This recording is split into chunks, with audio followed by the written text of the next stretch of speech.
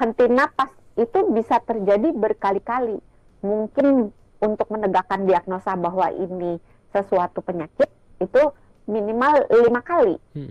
dia henti napas dalam 1 jam, bukan Ya, dalam sekali tidur ya, dalam dalam satu satu jam. jam. Bayangin aja kalau iya kalau tidur 8 jam, Hmm. 8 dikali 5 udah 40, berarti Hmm. sepanjang malam dia 40 kali henti Hmm. napas kan.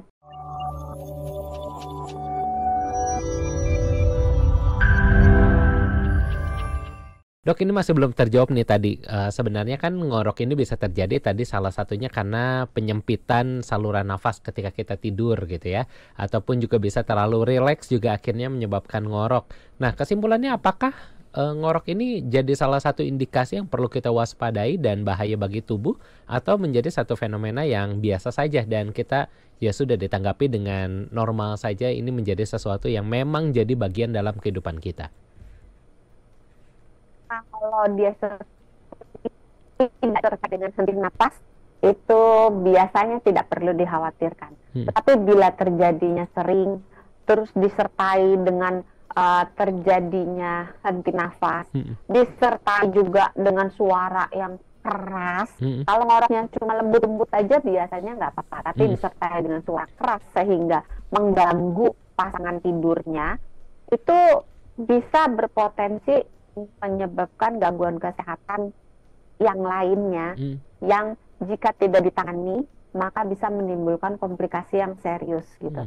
Oke. Nah, kenapa kalau dia rutin dan disertai dengan henti napas harus diwaspadai? Oh, nanya sendiri gitu ya modelnya. Siaran sendiri Coba deh, Dok. diulang, coba diulang saja yang nanya deh.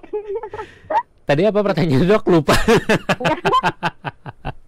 Kenapa kalau ada henti napas ya? Nah, periode ketika kita terjadi henti nafas itu sebenarnya akan membangunkan kita. Jadi otak kita secara dari sononya, secara ajaib Tuhan itu merancang supaya kita tidak bisa mati karena tidak bernafas. Oke. Apabila kita bisa bernafas, dalam arti gini, kalau ini kan terjadinya penyempitan saluran nafasnya, kalau dia masih ada jalan, biarpun sempit, masih ada jalan, badannya masih napas, ya kan? Betul. Tapi pada satu ketika sumbatan gejala nafas itu terjadi secara total, maka nggak ada tuh udara dari area hidung atau mulut ke arah paru-paru, kesumbat total. Nah, dalam keadaan seperti itu, otak akan membangunkan, dalam tanda kutip, membangunkan orang tersebut supaya bernafas. Karena kalau dia bangun, dia bisa mengendalikan otot-otot di saluran pernapasan, atau dia bisa mengubah posisinya, atau dia bisa kayak menarik nafas lebih dalam supaya masuk. Nah, ketika orang ini terbangun, maka kualitas tidurnya menurun. Oke, karena bangunnya Ya, itu ya. iya, walaupun bisa jadi dia tersadar bahwa dia bangun. Dalam arti mungkin tidak bangun kayak kita sadar begini, tapi mungkin tidurnya itu dari yang mungkin udah masuk ke stage 3, dinaikkan ke stage 1 atau stage 2 gitu. Jadi yang tidur dalam dinaikkan ke tidur yang lebih dangkal.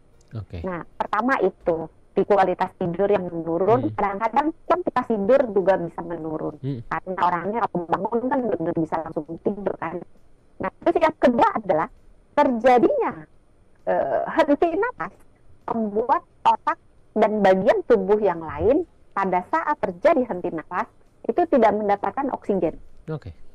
Nah, itu kan ada konsekuensinya. Coba bayangin kita kalau nggak dapat oksigen.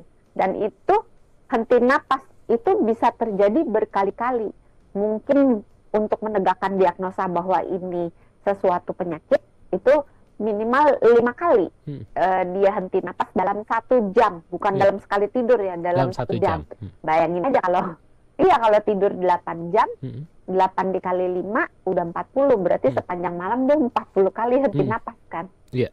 Nah, itu akan meningkatkan berbagai macam penyakit resiko, berbagai resiko penyakit-penyakit terkait dengan si henti napasnya ini.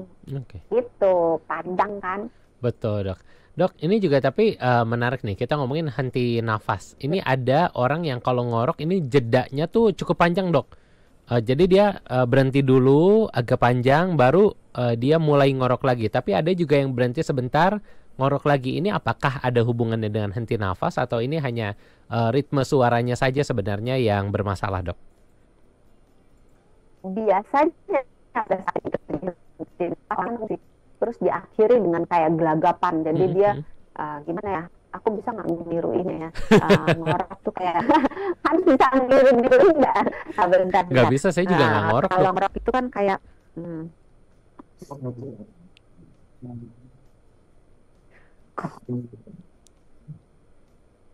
gitu kan? Terus dia detik jadi henti pas. Habis itu orangnya akan gelagapan kayak ya sering kan gitu kan. Dia diam, kalau kita lihat tidak ada tanda-tanda pas, kita raba hidungnya nggak ada aliran darah, kita raba dadanya nggak naik turun, kita lihat ada naik turun, itu terjadi napas itu ketika dia diam. Walaupun tidak selalu ya, biasanya ketika diam itu terjadi henti napas. Nah, semakin panjang henti napasnya, semakin berbahaya. Berarti semakin lama otak dan badan tubuh lainnya tidak mendapatkan oksigen. Ya. Oke, Dok, ini juga ada pertanyaan yang cukup menarik dari sahabat Sonora, Dok. Selamat malam untuk sahabat Sonora Cindy di Kelapa Gading. Ini menanyakan soal, Dok, kalau saya ini ketika tidur ngorok belum tahu karena sampai sekarang belum ada orang yang ngomong kalau tidur saya ngorok kecuali lagi kecapean. Tapi terkadang beberapa kali saya suka kebangun karena saya keselak air liur sendiri. Apakah ini juga termasuk kehenti nafas atau hal yang berbeda? Terima kasih. Mbak Ibu Cindy ya? Ibu Cindy, betul, di Kelapa Gading. Cindy di Kelapa Gading ya. Memang ngorok itu banyak tidak terdiagnosa gitu. Itu saya punya datanya, itu sekitar 80% dari ngorok yang disebabkan oleh obstruksi jalan nafas, ngorok yang terjadi disertai dengan henti napas, itu 80%-nya tidak terdiagnosa. Susahnya memang begitu, karena ini masih bagus Mbak Cindy-nya kebangun karena kaget dengan suara ngoroknya atau dia keselak dengan air liurnya. Tapi kalau dia nggak ada masalah, dia cuma tidur gitu, ngorok tidurnya sendiri seumur hidup gitu, ya susah kan untuk tahu bahwa dia ngorok. Ini problemnya sama, problem yang dihadapi oleh Mbak Cindy ini dihadapi oleh banyak orang di seluruh dunia karena berdasarkan data 80% itu tidak terdiagnosa. Nah, bahwa Ibu Cindy mengalami kebangun sendiri dan keselak oleh air liurnya, bisa iya berbahaya, bisa tidak. Kalau terjadi hanya sesekali aja, tidak setiap malam, nggak apa-apa. Tapi kalau terjadinya rutin setiap malam, disertai dengan periode henti napas, disertai dengan berbagai gejala yang lainnya, seperti misalnya kalau gejala-gejala kurang tidur sih basically. Jadi kayak misalnya pagi rasanya kok ngantuk, belum seger, terus mulutnya kering, tenggorokannya kering, rasa haus, rasa lelah sepanjang hari, nggak bisa performanya buruk, berfokus, mengingat dan sebagainya. Pokoknya fungsi-fungsinya, fungsi otaknya buruk, mentalnya nggak kuat gitu. Jangan-jangan ini akibat ngorok yang disertai dengan periode henti napas. Terus Mbak Cindy, saya nggak bisa menjawab apakah ngoroknya ini berbahaya atau tidak. Tergantung itu tadi, ada periode henti napasnya atau tidak. Taunya bagaimana?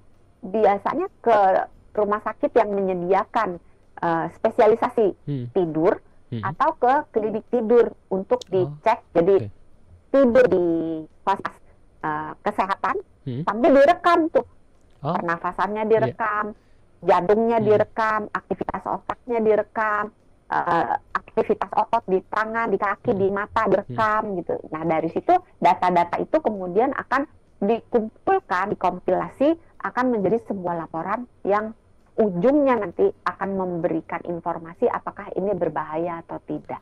Oke, mudah-mudahan menjawab untuk Ibu Cindy dari Kelapa Gading. Oke, Dok, tapi ini sebelum kita break nih, Dok. Kalau misalnya ke rumah sakit direkam, apakah dengan merekam dengan kita gadget pribadi kita ketika kita lagi tidur ini bisa membantu, Dok, untuk bisa dokter menganalisa? Enggak sih, karena yang direkam di gadget itu atau di smartwatch gitu, itu hanya kualitas tidurnya dan durasi tidurnya, tapi tidak direkam henti napasnya. Saya nggak tahu apakah smartwatch yang sekarang makin pinter atau enggak nih, karena kan sekarang teknologi balapan yang cepet-cepetan gitu. Betul. Ada periode, ada yang bisa mendiagnosa apakah ada periode henti napas, maka bisa gitu. Tapi kalau tidak ada, hanya kualitas tidur aja mungkin bisa memberi petunjuk ke arah, oh jangan-jangan ini kualitas tidurnya kan buruk, terus durasi tidurnya buruk. Padahal kayaknya jam tidurnya udah cukup gitu. Kenapa kualitas tidurnya cukup? Nah itu mungkin bisa jadi petunjuk bahwa terjadi henti napas pada saat dia tidur.